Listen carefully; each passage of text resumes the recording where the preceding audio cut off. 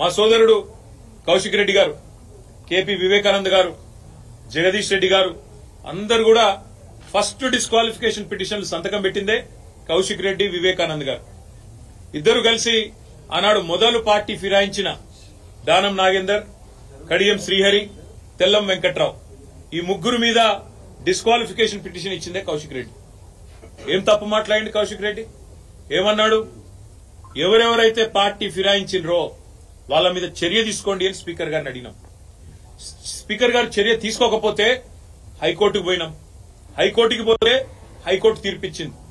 4 వారాల్లో మీరు చర్య తీసుకోవాలి, మీరు ఏ నిర్ణయం తీసుకుంటారో ప్రకటించండి, లేని పక్షంలో సుమోటోగా 4 వారాల తర్వాత మేమే మళ్ళొక్కసారి విచారిస్తామని చెప్పి కూడా హైకోర్టు చెప్పింది.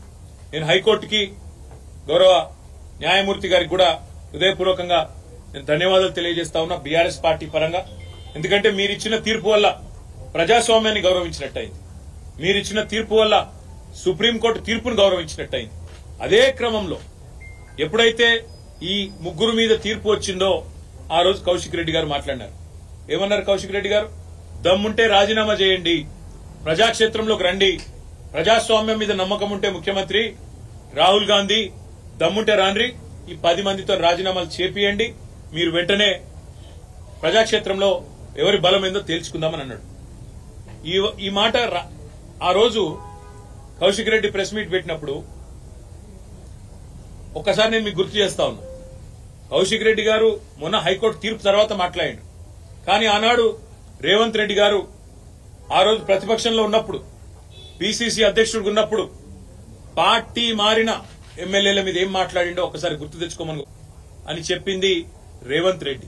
పార్టీ ఫిరాయించిన ఎమ్మెల్యేలను రాళ్లతో కొట్టి చంపమన్నాడు, సావు డప్పు కొట్టిపిస్తా అన్నాడు. పార్టీ ఫిరాయించిన ఎమ్మెల్యేలను ఉరిదీయాలే అని మాట్లాడినాడు రేవంత్ రెడ్డి. మరి ఆయన మాట్లాడిన మాటల ముందు మా పార్టీ తరఫున మాట్లాడిన నాయకులు ఎవరు కూడా ఆయన మాట్లాడినంత అసహ్యంగా, అంత చండాలంగా ఎవరు కూడా మాట్లాడలేదు.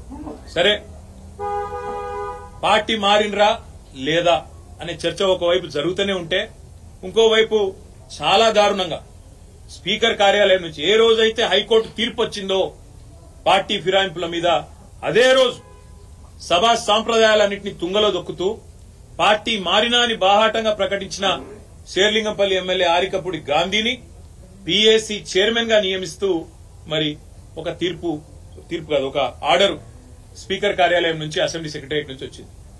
దాని తర్వాత సహజంగానే హైకోర్టును బేఖాతరు చేస్తూ, సుప్రీంకోర్టు తీర్పును బేఖాతరు చేస్తూ, రాజ్యాంగ విలువలకు, అసెంబ్లీ సాంప్రదాయాలకు, పార్లమెంటరీ పద్దతులకు అన్నిటికీ తిలోదకాలిస్తూ ఇదేం పద్దతి, అసలు ఆయన ఏ పార్టీలో ఉన్నాడు అని మా వాళ్ళు అడిగారు.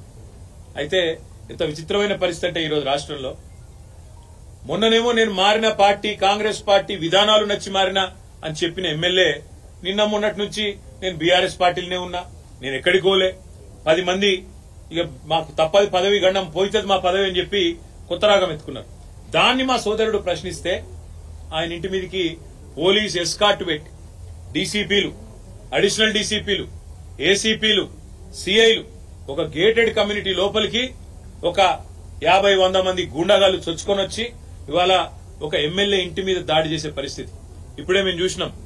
ఎమ్మెల్యే గారి ఇంటి మీద దాడి చేయడమే కాదు, వారి ఇంట్లో ఉండే పెద్దలు, వారి తల్లిదండ్రులు వచ్చినప్పుడు కానీ లేదా వారి మామగారు వచ్చినప్పుడు కానీ ఉండే రూమ్, ఆ రూమ్ మీద మొత్తం అద్దాలు బలగొట్టిరు. అందులో ఉన్న పెద్దలకు ఏమైనా అయ్యింటే, ఏమైనా జరిగింటే, జరగకూడదు ఏమైనా జరిగింటే ఎవడు బాధ్యుడు? రేవంత్ రెడ్డా? లేకపోతే ఇక్కడ దాడి చేయడానికి వచ్చిన ఆరికపూడి గాంధీ? ఈ రకమైన గూండాగిరి, ఈ రకమైన దౌర్భాగ్యం హైదరాబాద్ లో 10 ఏళ్లలో ఎన్నడూ లేదు. ఒక ఎమ్మెల్యే ఇంటి మీదనే దాడి, అది ఒక ఎమ్మెల్యే ఇంటి మీదకి దాడికి వస్తుంటే ఫ్యాక్షన్ సినిమాల్లో చూపెట్టినట్టు కార్లకెళ్లి బయటికి ఏలాడుకుంటా 20 బండ్లు పెట్టుకుని లైవ్ పెట్టుకుంటా ఆడికెళ్లి ఇటు దాకా పోలీస్ ఎస్కాట్ లో వచ్చిరంటే చేతగాని ఒక హోంమంత్రి, చేతగాని ముఖ్యమంత్రి ఈరోజు రాష్ట్రానికి ఉండడం వల్లనే ఈ దౌర్భాగ్యం దాపురించింది. అసలు రేవంత్ రెడ్డి నేను అడుగుతా ఉన్నా, నువ్వు ముఖ్యమంత్రివేనా? అసలు నీకు అర్హత ఉందా? ఇవాళ హైదరాబాద్ లో నడి వీధిలో ఈ రకమైన గూండాగిరి చేస్తే రేపు జరగకూడదు ఏమైనా జరిగితే ఎవడు బాధ్యుడు? నువ్వా? నీ ప్రభుత్వమా? నీ డీజీపా? ఎవరు తీసుకుంటారని నేను అడుగుతా ఉన్నా. ఇంత దుర్మార్గమా? నీ కనీసం హైదరాబాద్ లో లా అండ్ ఆర్డర్ కంట్రోల్ చేసే ముఖం లేదు. పేపర్లు రాస్తున్నాయి, మన ఆంధ్రజ్యోతి రాసింది, 30 రోజుల్లో 28 మర్డర్లు. ఈనాడు రాస్తది ఈ నగరానికి ఏమైంది అని. అదేమి చేతగాదు చేసేది. హోంమంత్రి ఉన్నడో లేడో ఎవరికి తెలియదు, ముఖ్యమంత్రి ఎక్కడున్నాడో ఎవరికి తెలియదు. ఢిల్లీకి ఎక్కే విమానం దిగే విమానం అన్నట్టు 22 సార్లు ఎక్కడూ దిగుడు తప్ప పీకిందేమీ లేదు. కనీసం